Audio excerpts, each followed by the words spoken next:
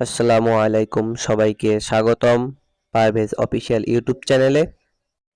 আজকে আমি আপনাদের মাঝে আলোচনা করব শসা গাছের স্প্রে সম্পর্কে এবং কোন সময় কোন স্প্রেটা করলে ভালো হয় সেইটা আমি আপনাদেরকে জানাবো।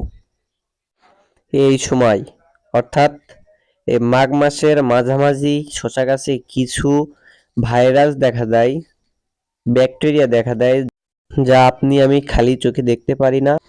এই গাছের পাতার নিচে সাদা মাছি আছে, যা পাতার রসকে চুষে চুষে খাচ্ছে এবং গাছে এক ধরনের ভাইরাস ছড়িয়ে দিচ্ছে, যার কারণে গাছের পাতা শুকিয়ে যাচ্ছে। সাদামাছি আসলে গাছের পাতার রস চুষে চুষে গাছকে মৃত্যুর দিকে ঠেলে দেয়।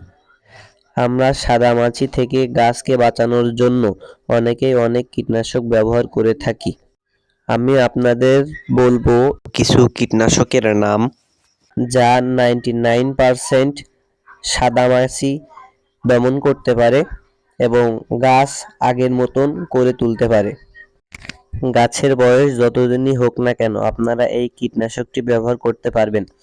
গাছের দিকে লক্ষ্য করুন, সাদামাছির কারণে এক ধরনের ব্যাকটেরিয়া আক্রমণ করেছে এবং এই ব্যাকটেরিয়াকে ধ্বংস করতে হলে কি কীটনাশক প্রয়োজন এবং কি কীটনাশক স্প্রে করবেন আমি আপনাদেরকে এই ভিডিওর মাধ্যমে জানিয়ে দিব।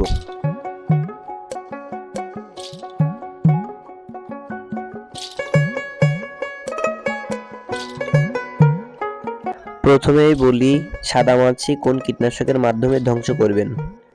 আপনারা সাদামাছি ধ্বংস করার জন্য ব্যবহার করতে পারেন সিনজেন্টা কোম্পানির পেগাসাস এবং ইন্ডিয়ান ট্র্যাপ এবং অটো কোম্পানির ইমিটাপ, যে কোনো একটি আপনারা ব্যবহার করতে পারেন। তবে কত মাত্রায় এটি প্রয়োগ করতে হবে, স্প্রে করতে হবে, সেটি আমি আপনাদেরকে জানিয়ে দিচ্ছি।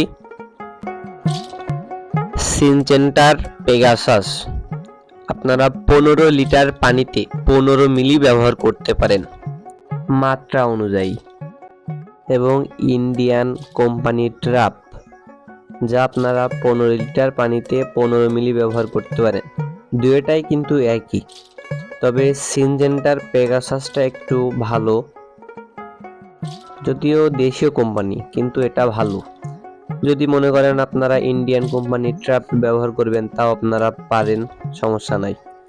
এবং আপনারা ব্যবহার করতে পারেন অটো কোম্পানির ইমিটাপ।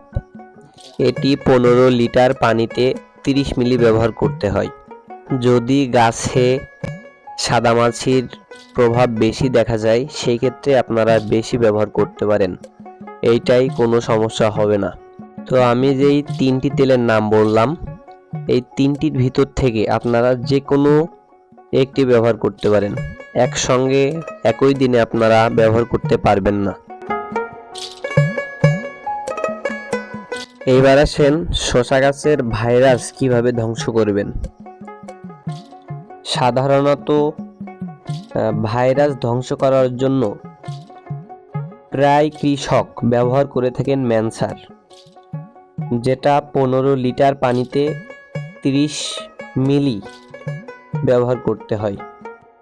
এইটা ব্যবহারের ফলে ভাইরাস ধ্বংস হয় এবং গাছ সুস্থ হয়ে ওঠে। আবার কেউ কেউ ব্যবহার করে থাকেন অটো স্টিন, অটো কোম্পানির। এইটা আপনার 15 লিটার পানিতে 30 মিলি ব্যবহার করতে হয়।